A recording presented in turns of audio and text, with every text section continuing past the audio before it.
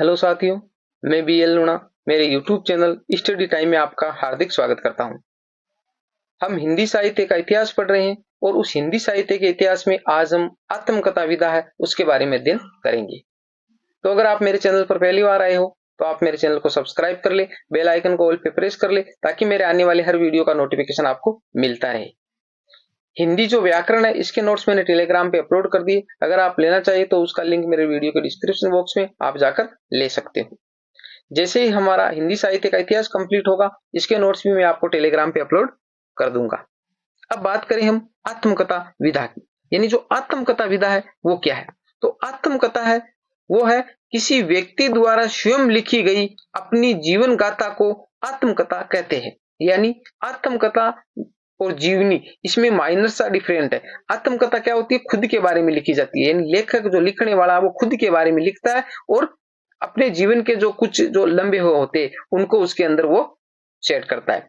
और जो जीवनी होती है वो होती तो वो आत्मकथा की तरह ही है, पर लेखक जो कवि खुद होता है वो खुद नहीं लिखता है और कोई दूसरा है किसी दूसरे के बारे में लिखता है। जैसे मैं है किसी दूसरे जो महान पुरुष होते हैं उनके बारे में लिखूं, तो इस प्रकार होती है। आत्मकथा खुद के बारे में लिखी जाती है और जीवनी किसी दूसरे की लिखी जाती है। बाकी चीजें वो सेम ही होती है, यानी वो जो जीवन का वर्णन होता है वही होता है, आत्मकथा में भी वही होता है और जीवनी में भी वही होता है। तो अब आप आत्मकथा और जीवनी के बारे में अच्छे से समझ गए होंगे।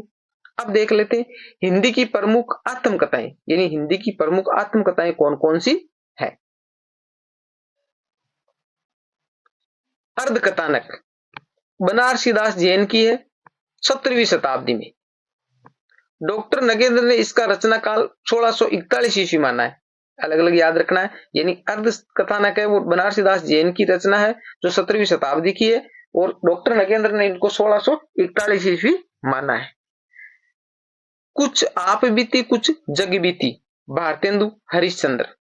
मेरी आत्म कहानी, बाबू श्याम सुंदर दास 1941 ईस्वी। यानी मोटा मोटी कुछ आत्मकथाएं हैं और कुछ जो आत्मकथाकार है उनकी जो मोस्ट है वही हम देखते हैं। आधुनिक हिंदी साहित्य में सबसे पहले आत्मकथा लेखक माने जाते हैं। कौन माने जाते हैं? बाबू श्याम सुंदर दास। यानी आधुनिक हिंदी साहित्य में सबसे पहले आत्मकथा लेखक माने जाते हैं बाबू श्याम सुंदर दास। मेरी जीवन रेखा, महावीर प्रसाद द्विवेदी 1900 ईस्वी में।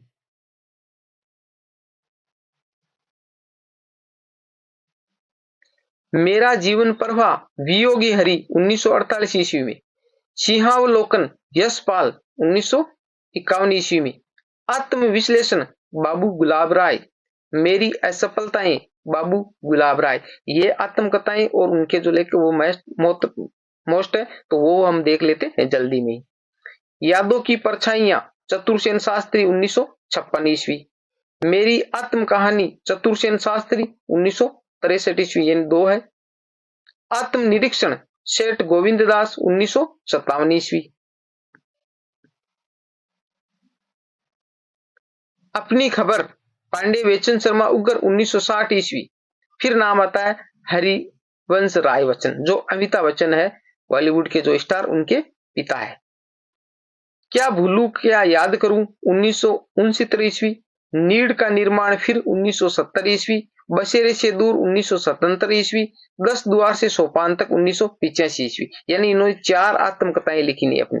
तो इनके लिए मैंने एक सूत्र बनाया है, क्या नीड बसे 10 द्वार, क्या नीड बसे 10 द्वार। तो इनका कर्म याद हो जाएगा। क्या से हो गया, क्या भूलू क्या याद करूं। नीड से मतलब हो गया नीड का निर्माण फिर, बसे का मतलब हो गया बसेरे से दूर और 10 द्वार से हो गया 10 द्वार से सोपान तक। और आगे गुणसूत्र 178। गुणसूत्र 178 का मतलब हो गया कि इनकी जो डेट है वो भी याद हो गई। तो पहली 1969 में हो गई, उसमें एक ऐड करेंगे तो 1970 में दूसरी हो गई, उसमें 7 ऐड करेंगे 1977 में ये तीसरी हो गई और उसके अंदर 8 ऐड करेंगे तो 1985 के अंदर हमारी ये चौथी हो गई। तो इस प्रकार इस सूत्र के द्वारा आप इसको याद कर सकते हैं। आगे देखो, यादों के झरोकों से, बलराज साहनी 1983 ईस्वी। मेरी फिल्मी आत्मकथा, बलराज साहनी 1974 ईस्वी। आज के अतीत, भीष्म साहनी 2003 ईस्वी। अपना अतीत, यादवेंद्र शर्मा चंद्र 1984 ईस्वी। 60 वर्ष एक रेखांकन, सुमित्रानंदन पंत। अर्धकथा, डॉक्टर नगेंद्र 1988 ईस्वी।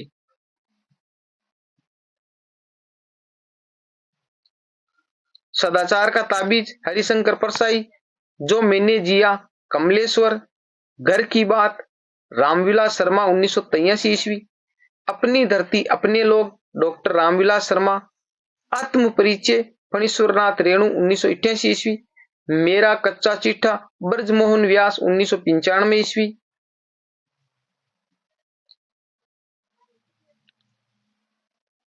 मुड़ मुड़ के देखता हूं राजेंद्र यादव 2001 ईस्वी, देहरी भई विदेश राजेंद्र यादव, जूठन ओम प्रकाश वाल्मीकि 1997 ईस्वी।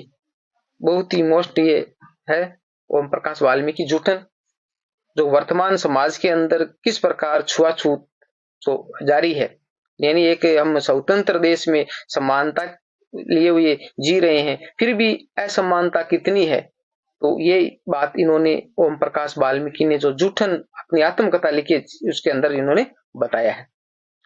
अब इसके बाद में हम आगे बात करें जो जीवनी विधा है, तो जीवनी विधा है वो हम अगली क्लास में देखेंगे। जो आत्मकथा है वो हमारी यहाँ पर कंप्लीट हो जाती है। इतनी ही जो आत्मकथाएं थी जो अक्सर एग्जाम में पूछी जाती है और मोस्ट मेरी दृष्टि में मेरे को जितना अनुभव था मेरे को ये मोस्ट लगी, तो मैंने आपको बताने की कोशिश की। उम्मीद करता हूँ ये क्लास आपको अच्छी लगी होगी। अगर अच्छी लगी है तो लाइक शेयर एंड सब्सक्राइब करें। मिलते हैं अगली वीडियो में, तब तक के लिए जय भीम जय भारत।